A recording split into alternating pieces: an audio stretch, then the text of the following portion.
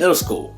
Most people don't really dwell on those years once they've passed a certain age, but since I started teaching middle school, all those old memories have come rushing back for me to reluctantly re-examine. First off, let me say, middle schoolers are a fascinating chunk of the human species. Since I started, I've been like Jane Goodall, studying how these awkward tweens interact with each other, taking notes on how they operate. That transition, all those changes that come with it, body odor, voice change, the acne, and teaching these mid-sized humans has got me thinking about how formative these years were and how critical they were to my development as a person. Upon reflection, I gotta say I got mixed feelings about my time at Jordan Intermediate. Jaguars represent. Despite those glaring moments of cringe that have got scorched into my memory, it wasn't all bad.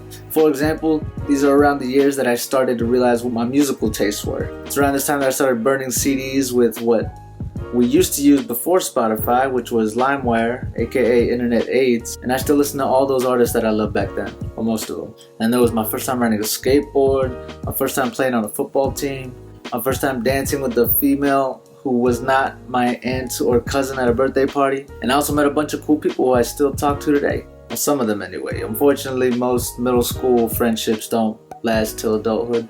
What are you gonna do? But if you're like me, all that positive stuff is overwhelmingly outweighed by how incredibly awkward and socially frustrating this time was. And here's why. For most people, middle school is their first experience with what's called social referencing. It's basically where you look to the people around you to see how you stack up in life. It's the same reason all those perfect lives that your friends are living on social media make you feel so crappy about yourself. Middle school was that same sense of self-criticism and appraisal on crack. For me, all my friends were taller than me, they were stronger than me, they dressed cooler than I did, they were dating all the girls that I was too self-conscious to even talk to. I swear I was like Fogel minus the fake ID. And to top it off, somewhere amidst the tornado of growing limbs and surging hormones and certain embarrassing changes in blood flow circulation, we had to go to class.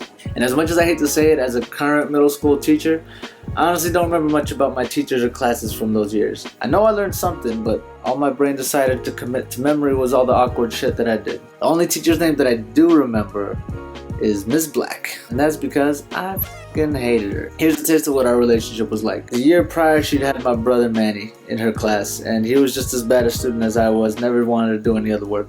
And one day, she sees that I didn't do my homework, she looks down at me and she says, I guess laziness runs in the family. Yeah.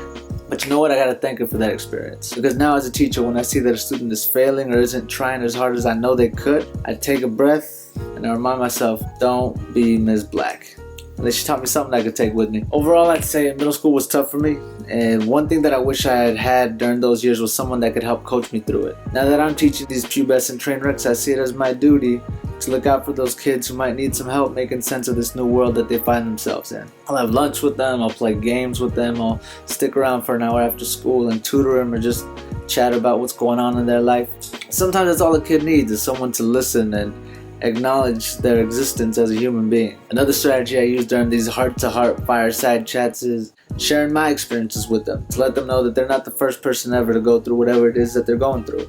Bullies, girl problems, boy problems, wanting to key their teacher's car. If they hear that someone else went through something similar and made it out okay, it makes that monster of a problem seem surmountable. This is where you guys come in. If you're still watching this, first off, thank you for staring at my dumb face this long and listening to me rant. I really appreciate it. Secondly, I want to ask a favor of you. There's two options. Number one, easy peasy.